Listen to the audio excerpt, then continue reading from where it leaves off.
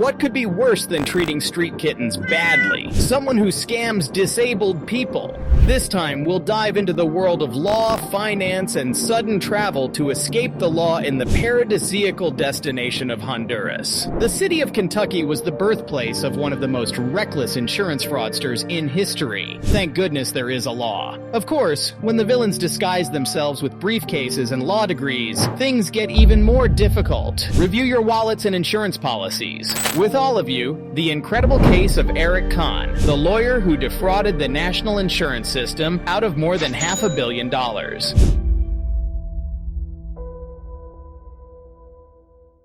Our protagonist, Eric Kahn, was born in the small town of Pikeville, Kentucky. Yeah, where everyone knows everyone else and law seems to be the family tradition. From a young age, Eric excelled in school and in every activity that came his way. Being the life of the party and the king of present in class, he made his mark at Belfry High School. After conquering the world of academics at the high school, Eric thought, why not expand my domain? Said and done. He headed off to the University of Kentucky and graduated in 1982, but that wasn't enough for him. Eric wanted more, so he ventured to the University of Akron School of Law and became the proud holder of a Juris Doctor in 1987. That sounds important, doesn't it? Now then, keep your wallets close and your purses even closer, because it gets interesting. Eric, with his brilliant and creative mind, came up with the master plan. The biggest Social Security fraud ever. Come on, he did not mess around. In fact, the government estimated that his masterpiece cost around $550 million. Yeah, you heard right, millions. That's when you wonder, money grows on trees and I didn't know that? After some time of gambling and evasion, Eric was captured in December 2017. Imagine 6 months of escape in which he could have been playing hide and seek with the law. Now that's extreme cardio. Guess what happened next? 27 years of vacation in prison. Have you got your bags packed yet? Not content with his model prisoner status, Eric also decided to retaliate against an informant. Oh yeah, a foolproof strategy for winning friends and influencing people. Not to mention the $72 million he had to pay back. Almost a bargain, right?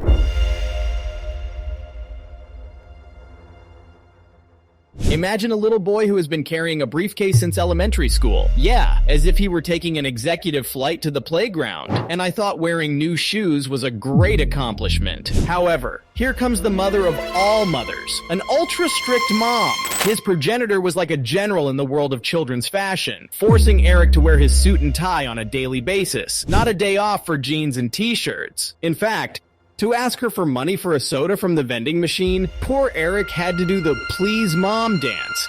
And all that until the day she died. What dedication.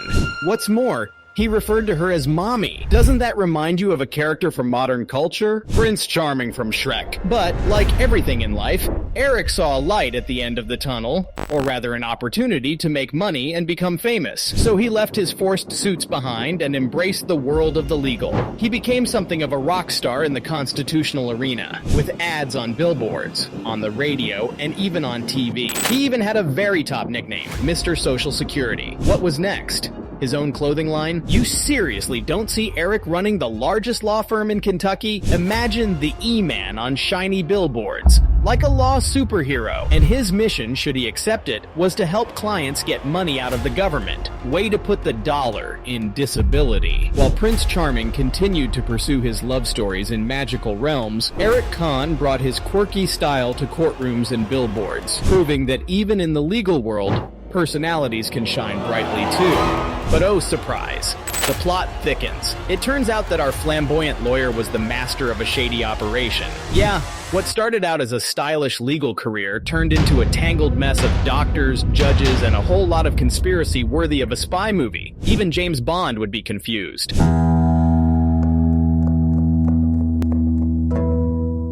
Have you ever woken up in the morning and thought, today's the day I start defrauding insurance? Well, Eric Kahn did in 2004. And some of us just want a good coffee and a decent breakfast.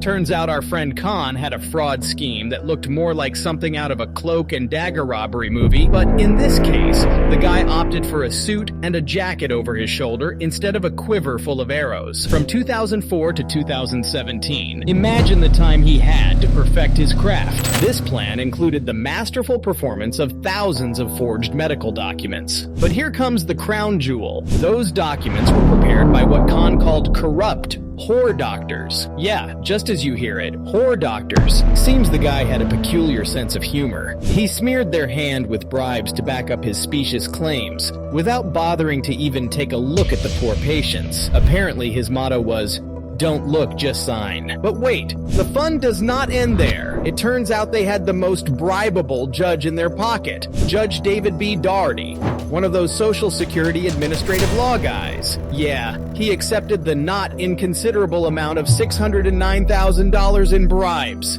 Now that's selling out to the highest bidder, and all to approve disability claims as phony as a $3 bill. I'll also tell you, Khan did not look like a simple crook. No, he thought of himself as a country Robin Hood. Only instead of green socks and feathered cap, he opted for the suit. For a long time, I was fanatically ethical, Khan claimed himself. He was stealing from the federal government, who, yeah, technically are also rich, to give to the poor, those needy souls who deserved a handout. Apparently, he had a way of justifying his plunder. How creative. From here, this is where the story gets juicier. It turns out that Khan and his accomplices, including a shady medical provider and a most corrupt judge, joined hands to expedite disability benefits. This is like the Speedy Gonzalez of bogus claims. Manipulated templates that the doctor signed without even looking. The judge stamped his seal of approval. And done! Like a sausage factory, but with fraudulent claims. And that's not all. The kickbacks were so generous that if we converted them into loyalty points, Khan would get his free trip to the moon. According to Lazart, the money Khan pocketed from each case was about 25% of the victim's back benefits. Imagine the party he would throw with that. Khan's strategy was better known than hot chocolate in the winter. He was a guy who got disability approvals in the blink of an eye. His smiling face, with those white teeth that could rival the glow of the moon, was on billboards everywhere. "Need your Social Security, we've got you covered," they would say. How folksy, right? In fact, we cannot help but let out a mischievous chuckle at the thought of how people sometimes make mental traps to justify their actions. James Lee Hernandez, creator of his documentary The Big Con, put it on the table. Stealing $500 million from the US government? Only someone like Khan can rationalize this idea. Of course, it was just a shady way to help people, since it usually took them about 18 months to receive those benefits. And our hero Khan was doing it in 6 months or less. Without a doubt, a true altruistic scam wizard.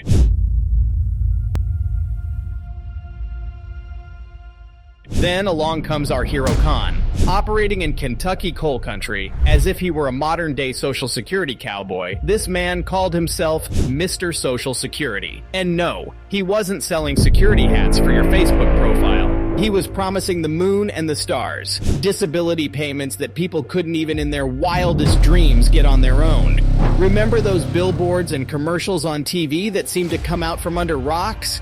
Khan was the king of those ads. Need disability insurance? I've got you covered.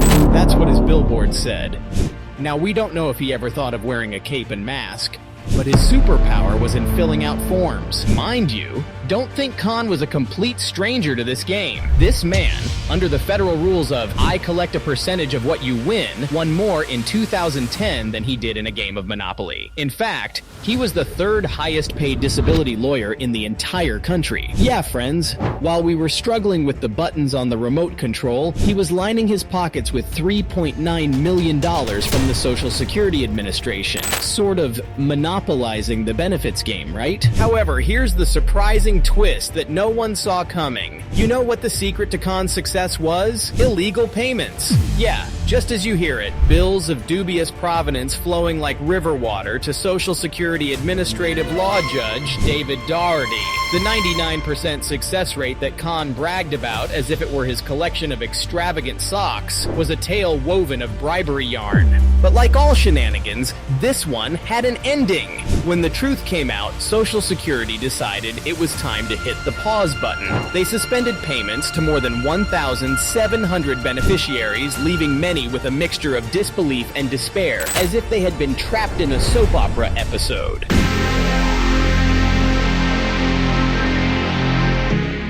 Stay tuned, because according to the confessions made in Khan's guilty plea in June 2018, can you imagine a former employee of the Social Security Administration admitting to such a serious crime? It was as if someone had turned off the lights in the middle of karaoke. The charade came to light, and the fictitious bill-making machine stopped. Then, Khan and his scene partner, former Social Security Administration Judge Charlie Paul Andrus, made the ultimate soap opera attempt. They conspired to fire the whistleblower. Who needs Netflix when you have dramas like this in real life? In March, Khan decided it would be the perfect time to try a little escape architecture. He pleaded guilty to stealing money and paying tips, and was placed under house arrest pending sentencing. But no, our hero had other plans. He decided it would be more fun to play fugitive, cutting off his monitoring device and crossing the border as if he were a down-home Indiana Jones. But like all great acts of escape, this one had an ending too. Honduras, that unexpected vacation destination, became the last chapter of his adventure. It was as if he saw a billboard that said, "Game over, brother." After an extradition worthy of a spy movie, Khan found himself face-to-face with justice. How about that vigilante streak from McGill? Special agent in charge of the SSA OIG. You could tell he was putting his heart into it. Mr. Khan led a scheme that defrauded millions of dollars from Social Security, and we can't let him get away with that. He seemed to want to shout, as waved an imaginary flag. That said, let's change the light a bit, because here comes a scene worthy of the spy books. Two brave whistleblowers at the Office of Disability Adjudication and Review in West Virginia, along with journalist Damian Paletta, the Indiana Jones of investigative journalism, unearthed this vermin's nest. Paletta, who in his childhood dealt with braces more complicated than putting together a jigsaw puzzle, put his heart and soul into his work and published an expose in the Wall Street Journal. It went so far that he even received death threats, and it seems some people did not take kindly to his ability to expose secrets.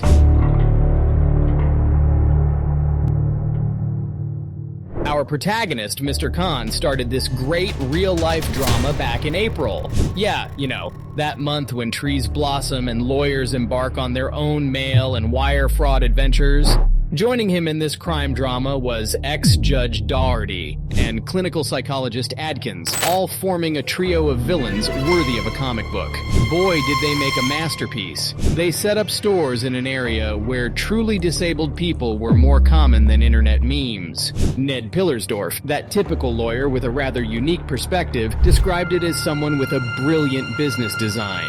Wow! Who would have thought the scam would be so lucrative? He went into business, bribed judges like cupcakes in a bakery, and made so much money that he might as well have competed on the Who Wants to Be a Millionaire show. What audacity, Mr. Khan. The forces of justice came together in this comedy of errors, led by such heroic figures as former Deputy Assistant Attorney General Ryan A. Benskowski, who looked like he had stepped straight out of an action movie. And we can't forget Amy S. Hess, the FBI's special agent in charge, who looked as determined as a grandmother with her purse full of candy. However, the Wall Street Journal ended up uncovering the pot, as we have recounted, thanks to our friend Damian Paletta. In fact, the investigation went all the way to the U.S. Senate Committee on Homeland Security and Governmental Affairs. Come on, it sounds like they were about to take on a movie supervillain. From the sounds of it, they were dealing with someone who could be in the How to Be Immoral in 5 Simple Steps handbook. One of the lawyers who once represented him said, "You're dealing with a guy who has no moral compass. You can't get mad at a snake for being a snake. It is what it is." Friends, not even snakes are spared from moral judgments. But let's get back to the main plot artist. Attorney Eric Kahn, with his mountain of fraud, turns out to have taken more than just a parking ticket for his bad behavior.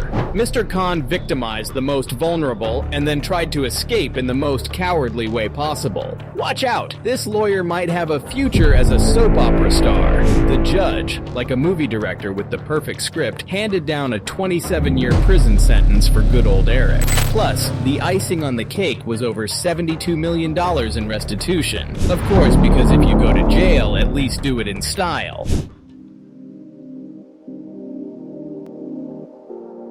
For hundreds of Khan's clients, the story did not end with sentencing. There was a team of lawyers ready to take action. And if you don't believe me, just ask Pillersdorf, which was on Facebook like it's the encyclopedia of legal shenanigans, posting updates like spoilers for a thriller.